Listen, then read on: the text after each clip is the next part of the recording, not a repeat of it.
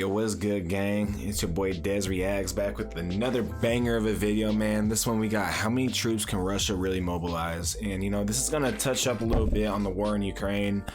You know, we all know about that situation. It's pretty crazy, pretty wild. And if you guys don't know, apparently Russia called up for a draft. So people, you know, civilians have to sign up for the war now, mandatory. So this is gonna show us like how many people they can actually draft, you know what I mean, or bring into the war, I guess. So this is gonna be pretty crazy, man. If you enjoy my content, please smash that like button, hit that subscribe button, hit the noties, man, and let me know in the comments how you guys feel about this. I literally just dropped a video like a few hours ago on the Royal Marines commandos in Afghanistan. It was like a documentary, beautiful documentary. It was dope. It was awesome, man. The only thing is, apparently, the UK government blocks that video from anyone in the UK seeing it. So I can't, you know, it's up right now on my YouTube, I promise. But I don't know if you guys can see it. But I did appeal it because we might be able to get it appealed for like a fair use act. And they might let you guys see it. But other than that, man, shout out to Hannah for buying me all those coffees. I love you. Appreciate you. But yeah, let's get it, man. This is how many troops can Russia really mobilize. This is by the dude that, what's his name, the dude that be having like that little frog dude talking. I think it'll tell us right here. Benkov's Battlegrounds, that's what it is. And if you guys mess with him, check out his channel, links in the bio. If you guys like to support the channel, man, support my channel directly, links right here. All proceeds will go to just getting great equipment, great cameras, great everything, you know, all that good stuff. But anyways, let's get it. On September 21st, Putin announced a partial military mobilization that may take the war in Ukraine into a new direction. But what does it mean? What kind of mobilization is it? And how many troops can Russia bring in total? First, what is that mobilization not? It's not a mass mobilization similar to, for example, what the Soviet Union did in 1941. It's not going to be 10% of the entire population, similar to what some countries did in World War II. There is simply not 10% of people's populations were drafted in World War II. That's nuts. That's pretty nuts. And I know the USA had an extremely high draft rate in World War II and Vietnam.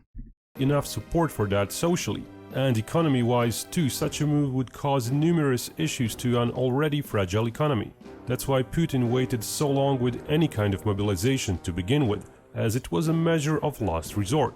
But given the recent developments on the front, the loss of territory east of Kharkiv, Putin might feel it's worth the risk. Now officially, Putin... Okay, so it seems like Ukraine, did they take some of Russia's land, or they just take some of their land back? And on top of that, like what he said, man, like the reason why he was waiting so long to mobilize like that is because you have to pay them. They're not going to fight for you if they don't get paid, you know what I mean? So it was a last resort for real. Putin said mobilization will draw on reservists only, those who served in the armed forces with a certain experience. He further stated those called upon will undergo additional military training. Russian Defense Minister Shoigu further said no conscripts will be mobilized, but, and this is important, that conscripts will continue to serve inside Russia only. He also said no students will get mobilized. Indeed, if that were to happen, it would be a total mobilization, not just a mobilization of reservists. Crucially, you think they're just talking about like college students, or you think they're talking about high school students too? Shoigu then said 300,000 reservists will be mobilized. That's an interesting number.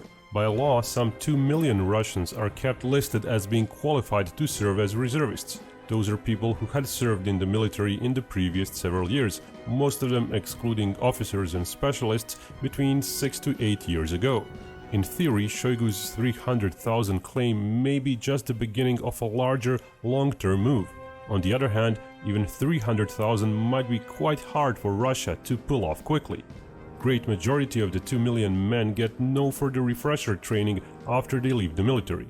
Furthermore, the social and political climate in Russia is such that many reservists will likely try to dodge service. Russian law was amended alongside the mobilization, calling for greater prison sentences for such and similar transgressions. The fact the law included a provision for prison sentences for voluntary surrenders may already mean even the Russian government expects some people will try to surrender outright to the enemy. Those 2 million. Yeah, and that's something they definitely got to worry about because, say they get into this, big war, say UK, USA, or Ukraine just holds their own, like a lot of these soldiers won't want to fight, they don't want to die. Like they're going to surrender instantly, and that's not what they want for real. And it's pretty messed up, man. Like a lot of people would duck and dodge. They don't want to go serve for this dude. They know this dude's a nut, you know what I mean? So it's like, it sucks that he's gonna hand out lengthy prison sentences. Like every country has like some type of law. Like if you get drafted, you have to go. You know what I mean? And if you don't, you'll go to prison. You'd go to prison in America, probably the UK. I don't know.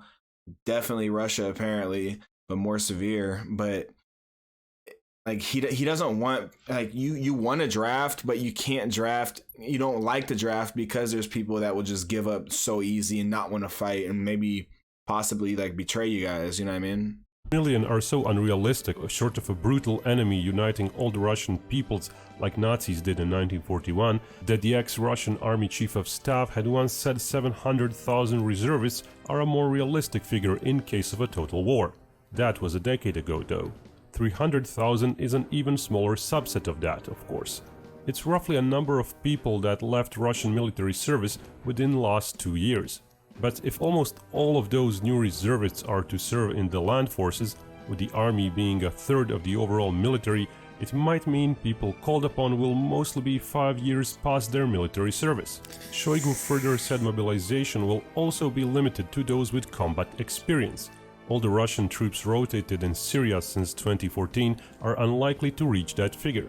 But there are veterans of operations in Ukraine 2014, of Georgia in 2008 and the wars in Chechnya. Those may indeed yield a force over 300,000, but it also may mean that some of those mobilized reservists will have not seen military training for 15 or more years. People currently serving as conscripts, nor conscripts under the age of 27, will not be mobilized, Shoigu said, which is a peculiar distinction as it opens the door for possible mobilization of older people who once served as conscripts. Lots of then conscripts saw combat service in Chechnya. Did he say under 27 won't be drafted? No, he may have said over. But still, 15 years without combat experience, and then you're just going to get thrown in, probably get like one refresher course, and then you're in the front line. You're just going to be shooting practice. You're just going to be target practice at that point, for real. Especially if you go against like a great military. Psh. There will surely be specialists which are even older, but on the average Russia will be interested in people with freshest experience, so they don't need to waste much time retraining. And therein is the problem for Russia. It's likely that Russia can indeed reach 300,000 reservists if it digs deep enough and for long enough, providing there is no civil unrest. But how long is that going to take? There were examples up until now that volunteers were thrown into battle with as little as 2 weeks of training. US Army and Marines train their new recruits for some 14 weeks, after which months more are spent for specialist training. It is right, like that's insane. Russia's been sending their dudes to the front line after 2 weeks of training, bro. You barely know how to shoot a gun at that point. Some of these people probably never shot a gun in their life. And they don't know tactics, like they said, like the U.S. Marines and all that. They go like he said, 12 to 14 weeks. 2.5 months, 3 months of training, and then they go for additional like that for their specialty trainings, like whatever their MOS is, and that's insane. You're sending your dudes out to a slaughter if you're only giving them 1 or 2 weeks of training and throwing them to the front line. Like they're not gonna be helpful. They're just gonna be in the way at that point. Like that's crazy. Like, and they don't want to be there too. You know what I mean? Like, if you only have 2 weeks of training, you're not gonna want to be in the front line. And when bullets are just whipping by your head, hitting right next to you, you're gonna be scared. You don't got that desensitization to like take on incoming bullets and not blink twice. You know what I mean? Like Let me know you guys' thoughts, man. You think that's way too soon, or do you think, 2 weeks is probably good enough for some people? So, I mean, good enough. It's unlikely the Russian military can afford to wait for that long with everyone. On one hand, it's losing territory. On the other hand, throwing in small forces badly trained piecemeal is not going to help much, if at all. Such forces may simply surrender on contact, if not properly supported. But what kind of reservist force does Russia even have trained? Russia has been trying to form an actual reservist corps, one which would receive periodic training similar to NATO one, for the last several years. In 2019, Russia had perhaps 5,000 reservists receive refresher training.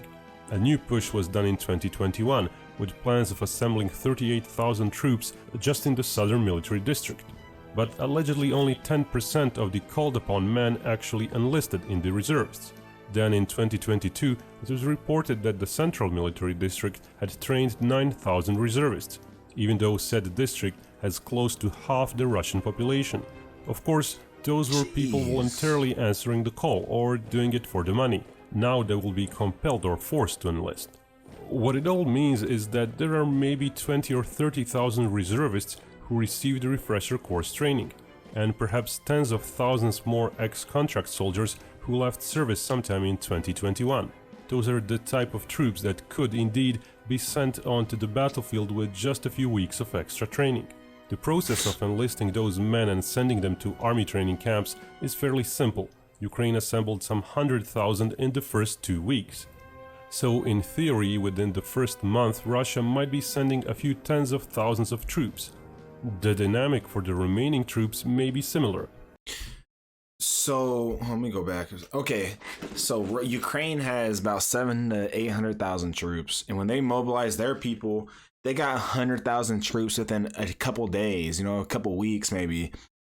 And when they're saying if Russia does it for a lengthy amount of time, they're only going to get about 300,000 troops. Which the thing is, the 100,000 troops that showed up, a lot of them are probably volunteers, because I know a lot of people went to volunteer to fight in the war.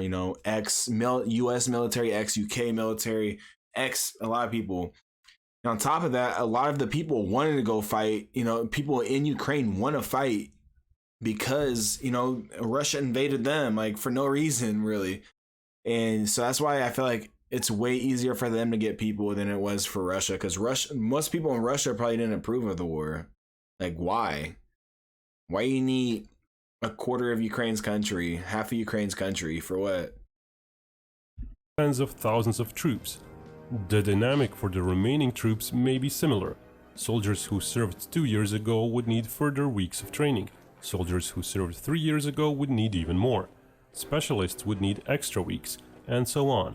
And all this assumes a lot of people called upon would not hide or refuse, get jailed, and so on. Russia, even if it wanted to, can't really start training 300,000 people at once. There's not enough army instructors for that. Yeah, I didn't even think about that, for real. So training of reservists will have to be done in piecemeal fashion, even though the instructor numbers will likely rise. It's still likely Russia might take a few months to reach 100,000 fresh troops sent to the front, with possibly months more to get to 300,000. Once again, if there is no mass civil unrest. But the reservists are not the only troops likely to be added to the front.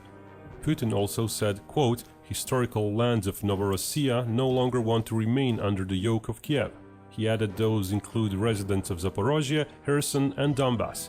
Finally, Putin said Russia will do everything to ensure the referendums on reunification with Russia are safe and will meet the decisions of those liberated territories.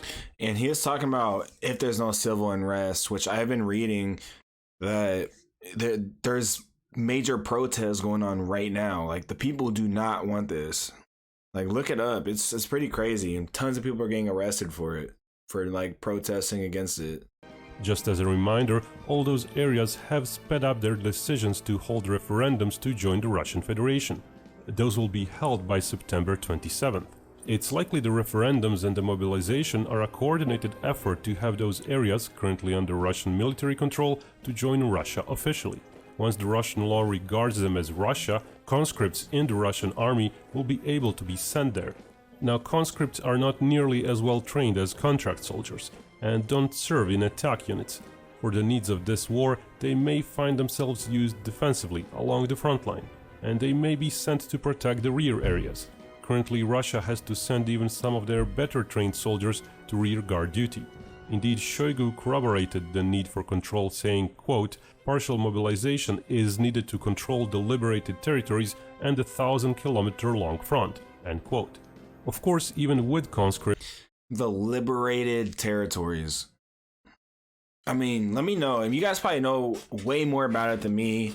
Like, I just know what the media tells me. I don't do very much research into this war. Like, you know, it's not really my business. But the liberated territories that he's talking about, do those countries or cities, I think cities, those cities not want the Ukrainian government, or they want the Russian government back? Let me know in the comments. It makes it seem like, you know, they're using the word liberated. The Russians use the word liberated. It makes me seem like, you know, those people wanted Russia to wipe out Ukraine. Russia can't afford to simply desert all the bases around Russia. Kaliningrad, Caucasus, Kazakhstan, those all need some troops to react if the need arises. So it's unlikely that even the conscripts will number more than tens of thousands or perhaps 100,000 in the long term. To top everything off, Putin also called for mobilization of industry to help with the war effort. He said military-industrial facilities must ensure the supply of necessary weapons, equipment and munitions as soon as possible.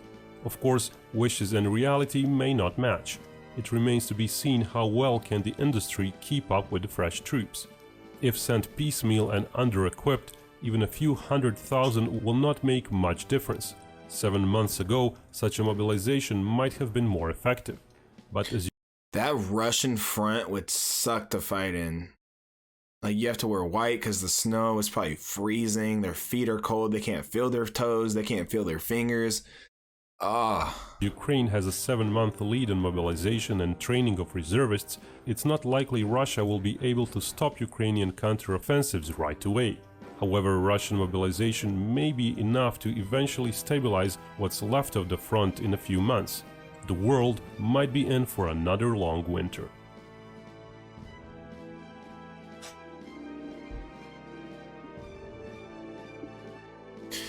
Yeah, man, so it seems like all they'll be able to fork up Russia is about 300,000 new troops, and that's if they're willing and able, you know. And I don't know, I kind of like the Allies odds. It's not the Allies, it's Ukraine. I like the Ukraine's odds for real. I'm pretty sure the UK is not involved in it yet, like that we know of, but I know that at least the Americans, I know we have tons of troops on standby at the neighboring country, like just north of Ukraine, just ready to go as needed. But man, let me know your guys' thoughts, man. I'm not having no biasness on anything in this situation, but man, let me know how you guys feel about this. Please smash that like button if you enjoyed it. Hit that subscribe button. Leave in the comments how you guys feel about it and whatever other videos you guys want me to react to, man. And if you'd like to support the channel, you can. Links right here, links in the bio.